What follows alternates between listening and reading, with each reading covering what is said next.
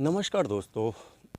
जैसा कि आप देख रहे हैं, मथुरा में कल एक लड़की है साधना सिंह। वो जाती है केशव प्रसाद मौर्य मुख्यमंत्री के पास और शिकायत करती है श्रम विभाग की। ये श्रम विभाग जो कार्यालय है, यहाँ पर गरीबों के लिए योजनाएं आती हैं और योजनाएं होती हैं वो गरीबों से, मज़दूरों से रिलेटेड होती हैं। और आप देख रहे हैं मेरे पीछे कि ये बोर्ड लगा हुआ है जिस पर इस तरह से योजनाएं जो सिर्फ गरीबों के, असहाय लोगों के, जो मजदूरी होते हैं, तिहाड़ी मजदूर होते हैं, उन लोगों के लिए ये योजनाएं आती हैं। लेकिन वहीं पर एक कर्मचारी हैं इस श्रम विभाग के, उनका नाम है सूरज तिवारी। उन पर आरोप लगा है कि एक विवाह योजना है जिसमें 55,000 रुपये मिलते हैं।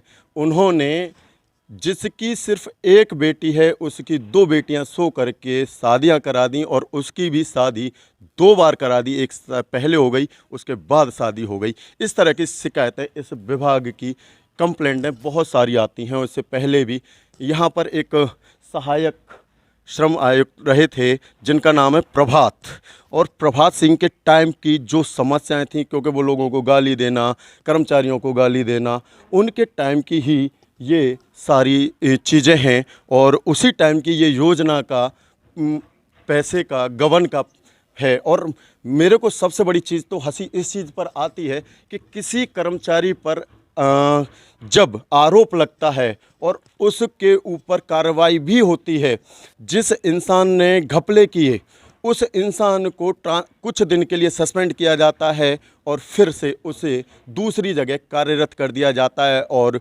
फिर कार्यवाही शुरू होती है। क्योंकि अगर ये घपलेबाजी अब हुई थी तो अब कार्यवाही क्यों नहीं हुई, और अगर ये पुरानी कार्यवाही है तो क्यों ढका गया इसे। और ये जो बताया जा रहा है 2020 और 21 के से पहले के मैटर हैं, 17-18 के मैटर हैं।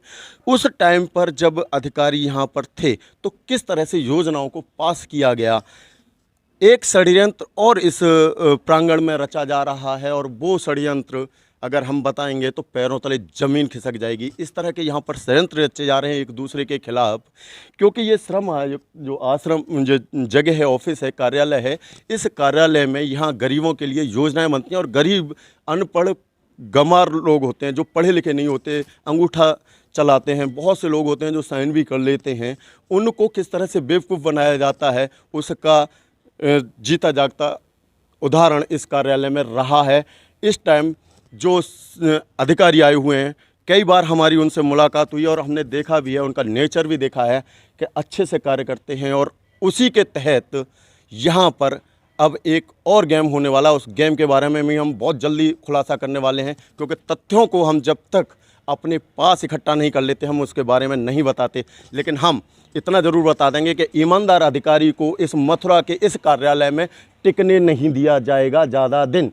उसकी पूरी प्लानिंग कर ली गई है भ्रष्ट कर्मचारियों द्वारा। अब भ्रष्ट कर्मचारी कौन है ये तो जांच ही बताएगी।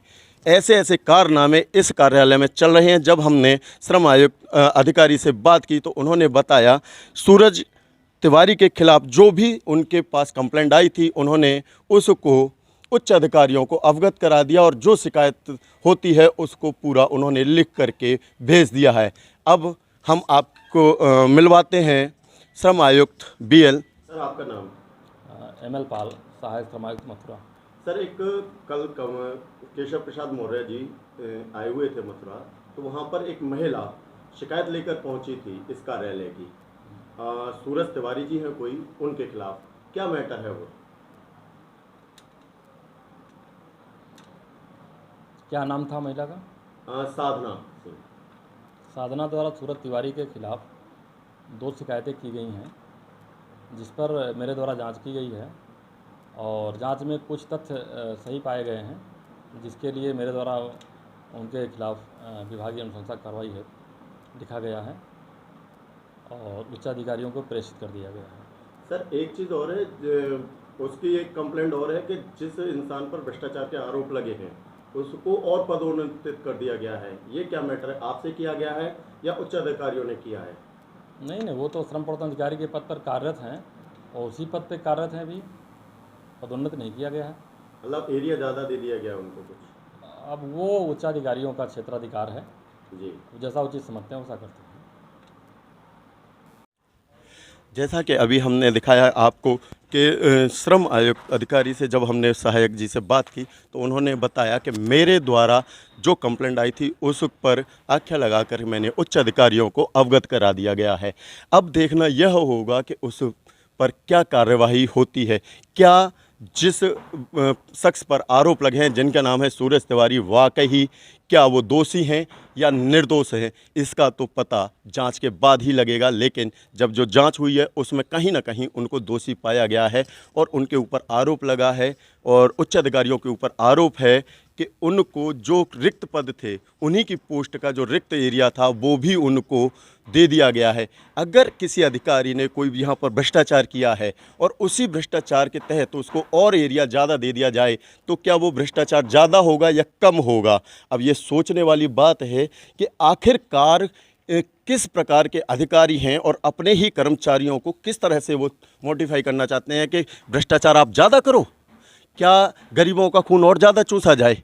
अगर आरोप सिद्ध होते हैं और उसके बाद एक एरिया से 4 एरिया दिए गए हैं तो कहीं ना कहीं उच्च अधिकारियों का इसमें पूरा सहयोग है कि आप खुलकर भ्रष्टाचार करो और एक ईमानदार ऑफिसर को यहाँ से बहुत जल्द भगा दो। और उसके लिए भी हमने कुछ चीज़ें देखी और सुनने में आ रहा है, हमारे सूत्रों द्वारा पता चल रहा है कि जो श्रम आयुक्त अधिकारी इस टाइम प्रेजेंट मथुरा में आए हुए हैं उनको यहाँ से भगाने की प्लानिंग हो रही है, क्योंकि उन्होंने कुछ कर्मचारियों के ऊपर टाइटनेस कर दिया। उन्होंने उन अधिकारियों को, कर्मचारियों को सख्त हिदायत दे दी कि अगर कहीं भी तुम भ्रष्टाचार में पकड़े जाओगे तो सबसे पहली कलम मेरी चलेगी। और जैसे ही ये सुनने में आया तो उन कर्मचारियों के पैरों तले ज़मीन खिसकी और उन्होंने एक प्लानिंग की और वो प्लानिंग का अब देखते हैं कि किस तरह से वो रंग लाती है। क्या एक ईमानदार ऑफिसर को खोने की तैयारी कर रहा है मथुरा? क्या यहाँ सिर्फ और सिर्फ भ्रष्टाचार कर्मचारी ही कार्य करेंगे? अब देखना आगे होगा। इसी के साथ मैं दीपक सारस्वत, पुलिस की आवाज़ न्यूज़, मथुरा।